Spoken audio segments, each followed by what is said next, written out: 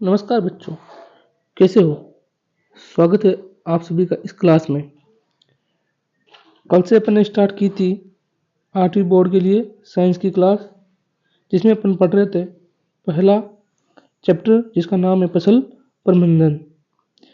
इसमें अपन ने कुछ चीज़ें पढ़ी थी, आज अपन उसको वापस रिवाइज करेंगे। और ये क्लास आपके लिए बहुत महत्वपूर्ण होने वाली है, क्योंकि ये क्लास आपको परीक्षा में दिलाएगी क्या? A+ grade. तो बात करते हैं कल अपन ने क्या क्या पढ़ा। कल अपन ने सबसे पहले पढ़ा था कि फसल किसे कहते हैं। तो अपन ने देखा था कि जब एक ही प्रकार के पादप निश्चित ऋतु में किसी बहुत बड़े क्षेत्र में उगाए जाए तो उसे क्या कहते हैं? फसल कहते हैं। इसके बाद अपन ने फसलों के प्रकार देखे थे। फसलों के प्रकार दो प्रकार से देखे थे। एक तो देखे थे ऋतुओं के आधार पर। किसके आधार पर? ऋतुओं के आधार पर। 3 प्रकार की होती है, रबी, खरीफ, जायद। ये 3 प्रकार की फसलें होती है। इनको कब बोया जाता है, कब काटा जाता है, ये आपको याद करना है। और इसके उदाहरण 3-3 कम से कम आपको उदाहरण याद होने चाहिए। फिर अपन ने देखा था उपयोग के आधार पर। किसके आधार पर देखा था? उपयोग के आधार पर। उपयोग के आधार पर कौन कौन सी होती है? अनाजी, दलहनी, तिलहनी, मसाले वाली, फल सब्जियां वाली। तो ये आपको याद रखना है। फिर अपन लास्ट पे चर्चा कर रहे थे कि कृषि पद्धतियां या खेती करने के चरण कौन कौन से हैं। तो अपन ने सबसे पहले उसमें देखा था कि हाँ, खेत में जाएंगे, सबसे पहले उसमें ट्रैक्टर चलाएंगे तो क्या करेंगे? मिट्टी को तैयार करेंगे। क्या करेंगे? मिट्टी तैयार करेंगे। तो सबसे पहला चरण कौन सा है? मिट्टी तैयार करना। दूसरा, जैसे ही मिट्टी को तैयार कर ली, अपन क्या करेंगे? बुआई करेंगे। क्या करेंगे? बुआई। ठीक है, बुआई कर ली। अब बुआई कर ली तो क्या देना पड़ेगा? खेत को खाद या उर्वरक देना पड़ेगा। क्या देना पड़ेगा? खाद या उर्वरक देना पड़ेगा। आगे आगे खाद दे दिया तो उसको क्या, किसकी आवश्यकता होगी? सिंचाई की आवश्यकता होगी। जैसे ही सिंचाई दी, फसल बड़े होने लगी तो फसल की सुरक्षा अपन को करनी है। तो अगला कौन सा हो जाएगा? फसल की सुरक्षा अपन को करनी है। और फिर फसल को काटना है। क्या करना है? फसल को काटना है। और लास्ट में इसका क्या करना है? भंडारण करना है। तो ये 7 चरण थे। 7 चरण आपको क्रमशः याद रखने हैं। फिर मैं लास्ट में आपको सभी को एक प्रश्न के साथ छोड़ गया था कि फसल उत्पादन प्रक्रिया किसे कहते हैं। तो जिसने भी कमेंट में उत्तर लिखा, अच्छी बात है, नहीं तो अपन उसका आंसर आज चर्चा कर लेंगे। तो देखो, ये रहा उस क्वेश्चन का आंसर कि किसान द्वारा फसल बोने से पूर्व खेती की तैयारी से लेकर तैयार फसल को मंडी में बेचने के लिए ले जाने तक की संपूर्ण प्रक्रिया फसल उत्पादन प्रक्रिया कहलाती है। यानी कि जब उसने मिट्टी तैयार की, खेती की तैयारी करने से मतलब है कि जब उसने मिट्टी की तैयारी की, कहाँ से? मिट्टी की तैयारी से लेकर जब तक उसने अनाज का भंडारण किया और भंडारण करके उसको कहाँ भेज दिया? मंडी में बेच दिया। ये पूरी जो प्रोसेस हुई, इसी पूरी प्रोसेस को क्या कहते हैं? फसल उत्पादन प्रक्रिया कहते हैं। ठीक है, चलो चलते हैं। आज अपन पढ़ते हैं जो अपन ने मिट्टी के खेती के चरण देखे थे, उन खेती के चरणों को पढ़ते हैं। पहला जो अपना चरण था वो था मिट्टी की तैयार करना। तो अब मिट्टी तैयार कैसे करेंगे उसके बारे में देखते हैं। देखो, मिट्टी तैयार करना क्यों की जाती है उसकी चर्चा भी अपन करेंगे। मिट्टी को तैयार इसलिए की जाती है ताकि मिट्टी पोली हो जाए, मिट्टी के अंदर पानी आसानी से जा सके, मिट्टी के अंदर हवा आसानी से जा सके, जिसको पौधे को श्वसन लेने में आसानी हो, पौधे की जड़ें गहराई तक जा सके। इसलिए अपन मिट्टी को तैयार करते हैं और मिट्टी को अंदर से कैसा करते हैं? पोली करते हैं। कैसे करते हैं? पोली। तो पोली करने के लिए सर साधन कौन कौन से हैं? तो साधन आप सभी जानते हो। एक तो अपन खेत में हल चलाते हैं। क्या चलाते हैं? हल चलाते हैं। तो वो तो अपना पारंपरिक तरीका हो गया। ये जो तरीका आपको दिख रहा है पारंपरिक तरीका है, पुराना तरीका है। और नया आजकल जो ट्रैक्टर चलता है उसके पीछे कल्टीवेटर, अपन जिसको गांव में कल्टी बोलते हैं। क्या बोलते हैं? कल्टी। उसको अपन साइंस में क्या बोलेंगे? कल्टीवेटर। तो कल्टीवेटर पीछे लगा देते हैं और वो खेत की मिट्टी को क्या कर देता है? पोला कर देता है। तो ये इतना इंपॉर्टेंट नहीं है, परंतु आपको याद रखना है पहला चरण कौन सा है? मिट्टी को तैयार करना। मिट्टी कैसे तैयार की जाती है? तो पशुओं द्वारा हल चलाकर या ट्रैक्टर द्वारा कल्टीवेटर से तैयार की जाती है। आगे चलते हैं। खेत, देखो मिट्टी को तैयार क्यों किया जाता है इसकी चर्चा मैं पहले भी कर चुका हूँ, लेकिन फिर बता देता हूँ कि मिट्टी को पोली क्यों किया जाता है। बीज ऊपरी परत से थोड़ा नीचे चला जाए, क्योंकि अपन यदि मिट्टी को तैयार नहीं करेंगे और बीज को डालेंगे, बीज तो खेत के ऊपर ही रह जाएगा और खेत के ऊपर रह जाएगा, पानी के साथ भरकर बाहर चला जाएगा, तो फिर मतलब भी क्या हुआ।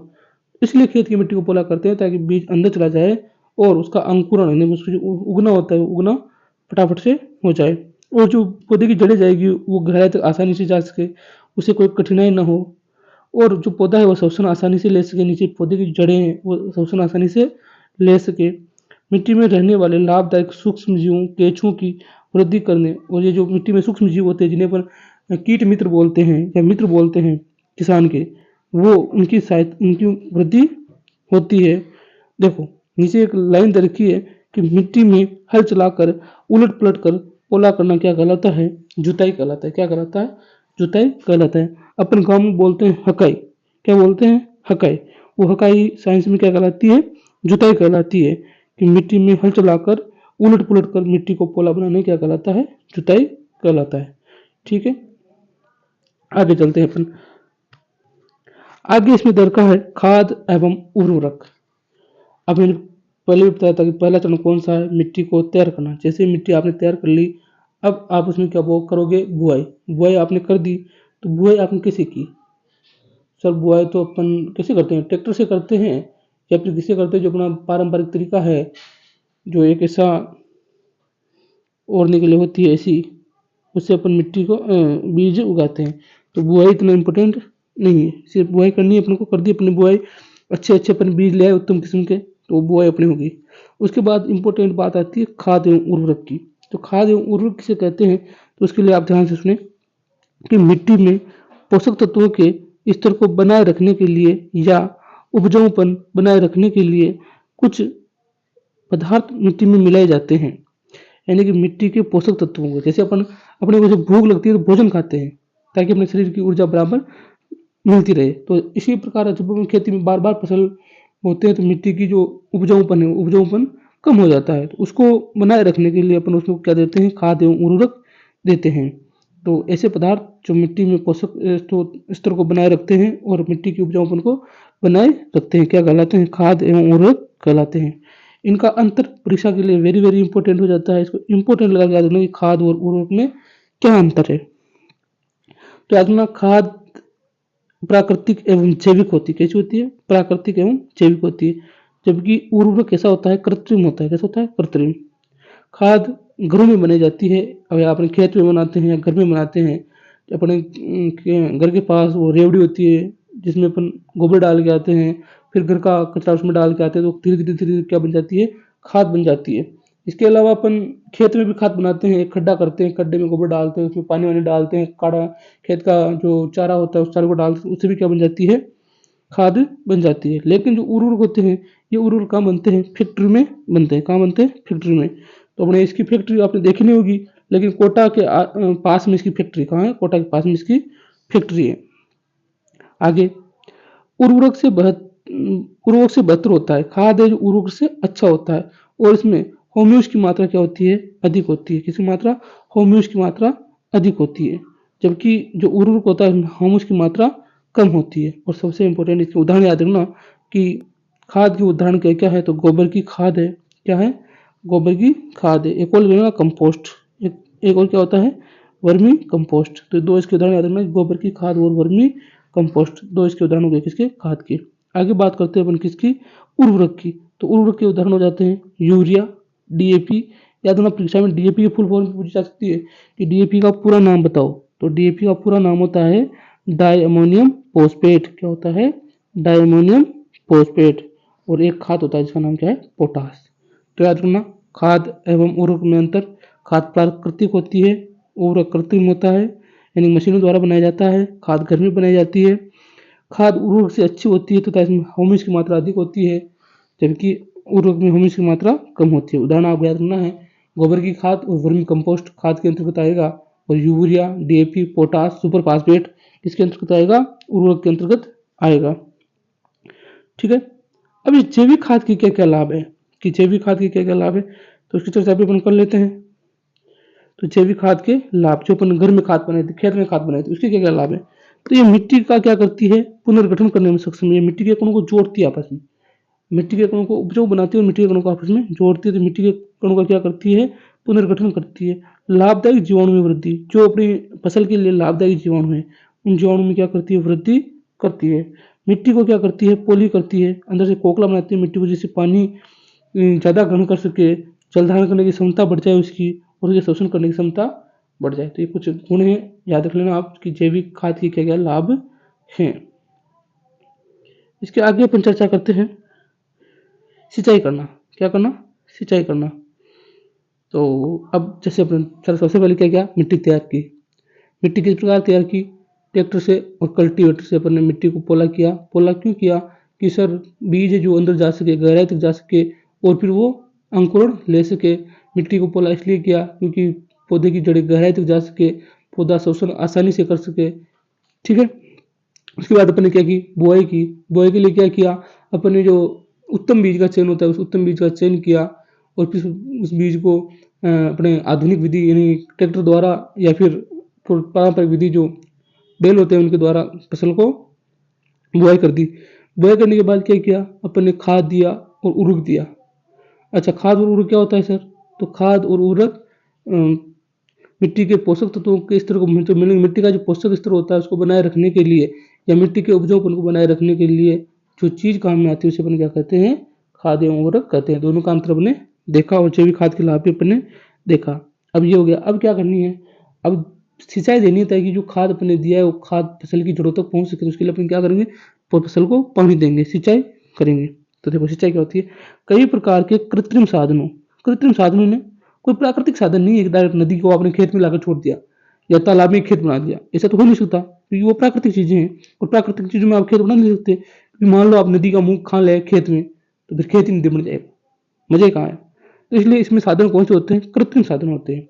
कृत्रिम साधन द्वारा समय समय पर, कब कब, समय समय पर फसल की आवश्यकता है, जितनी फसल की आवश्यकता है उसमें पानी की पूर्ति करना ही क्या कहलाता है, सिंचाई कहलाता है। ठीक है। अब सिंचाई के लाभ, सर सिंचाई पानी को, फसल को पानी की आवश्यकता क्यों है? जिस प्रकार अपन को पानी की आवश्यकता है उसी प्रकार फसल को भी पानी की आवश्यकता होती है। सबसे पहले तो बीज का अंकुरण करने के लिए अपन ने जो बीज डाला था, और अपन गांव में तो बीज के साथ ही खाद डाल देते हैं बुआई के टाइम पे, तो वो अपना को अलग से नहीं करना पड़ता और उसके बाद पानी छोड़ देते हैं खेत में। तो बीज में अंकुरण, जैसे ही पानी जाएगा तो बीज अंकुरित होगा और उग जाएगा। और वाष्पोत्सर्जन क्रिया हेतु पत्तियों को जल की आपूर्ति, ऐसा वाष्पोत्सर्जन जो पत्तियां करती है उसके लिए जल की आपूर्ति होना आवश्यक है क्योंकि जल ही वाष्पोत्सर्जन में छोड़ती है। पोषक तत्वों को विभिन्न भागों तक पहुंचाना, जो खाद अपन ने फसल को दिया और जो उर्वरक अपन ने फसल को दिया उनमें जो लवण होंगे, खनिज लवण, उनको पौधे के हर हिस्से तक पहुंचाने के लिए क्या काम में लोगे, क्योंकि ऑटोमेटिक तो जाएंगे नहीं, तो क्या काम में लोगे, सिंचाई में पानी काम में लोगे। और वृद्धि एवं विकास, और जैसे जैसे पोषक तत्व उसके शरीर अंग उसके विभिन्न भागों तक पहुंचेंगे तो उसका वृद्धि एवं विकास तो होना ही होना है। ठीक है, आगे चलते हैं। आज की अपनी लास्ट बात है उसको अपन करते हैं कि सिंचाई के साधन कौन कौन से। सर आपने बता तो दिया कि सिंचाई से ये लाभ होगा, सिंचाई ये करनी होगी, लेकिन सिंचाई करे कैसे? तो देखो इसके दो तरीके होते हैं। एक तो पारंपरिक तरीका, जो पुराना तरीका है, जो अपने दादा के दादा से चलता आ रहा है, वो तो अपना पारंपरिक तरीका है। और एक आधुनिक तरीका कि यार कौन इतनी मेहनत करे, अपन से झट खेत में जाए और झट से काम हो जाए, वो है अपना आधुनिक नया तरीका। पुराने तरीके कौन कौन से हैं? तो पुराने तरीके आपने सुने होंगे। एक तो होता है चरस। चरस में क्या होता है, ड्रम के जैसा मोटा ढोल होता है जिसके चमड़ा लगा होता है जिसके नीचे, और उसको कुएं में फेंका जाता है। कुएं में से फिर बैल उसको खींच के लाते हैं और पानी को बाहर निकालते हैं। फिर बैल वापस आएंगे, फिर वो भर के आएगा। इस प्रकार पानी को अंदर कुएं से बाहर निकाला जाता है। ये प्रक्रिया क्या कहलाती है, चरस कहलाती है। ढेगली क्या होती है?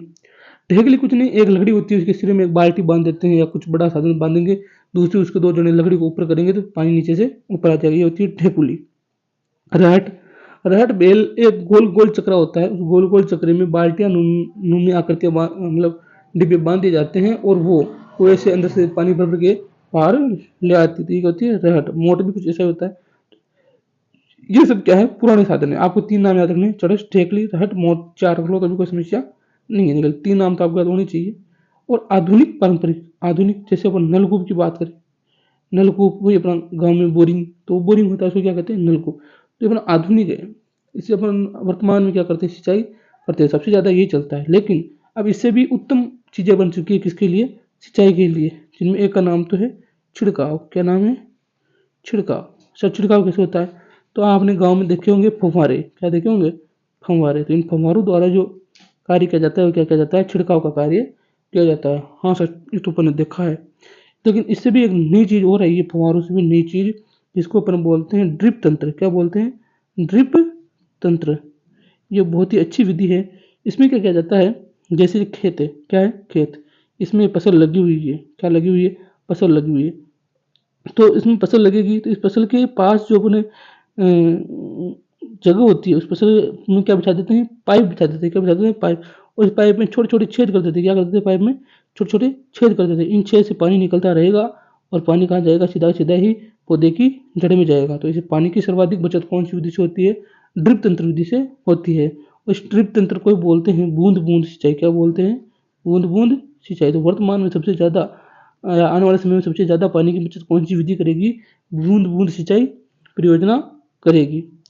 ठीक है, तो ये रही आज की क्लास अपनी। आधा पार्ट लगभग अपना हो गया है। कुछ चीज़ समझ में नहीं आए तो उसको कमेंट में लिख देना। और याद रखना, सिंचाई की आधुनिक विधियाँ पूछी जाएगी पेपर में कि ड्रिप तंत्र और छिड़काव तंत्र। पुरानी याद रख लेना कि सर चड़स, रहट, मोट, ढेकुली। ठीक है, खाद और उर्वरक में अंतर याद कर लेना क्या था। ठीक है, और बुआई करने खेत को जुताई क्या होती है याद कर लेना। जय हिंद, जय भारत। मिलते हैं कल।